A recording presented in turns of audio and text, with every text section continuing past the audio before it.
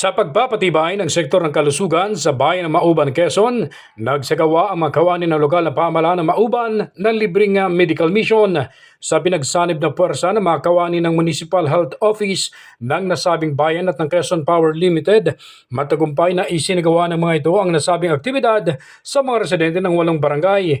Ilan sa mga serbisyong ipinagkaloob ng nasabing aktibidad ay ang libreng konsulta, libreng pamimigay ng gamot at libreng dental mission na dinaluhan ng mga residente ng barangay Sadsaran, Rizaliana, Bagong Bayan, Mabato at 4 pang barangay.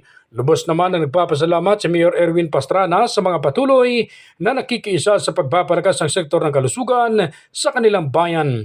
Ronda balita mula sa lalawigan ng Quezon. Ako si J.R. Narit, naghahatid ng mahalagang impormasyon at balitang totoo.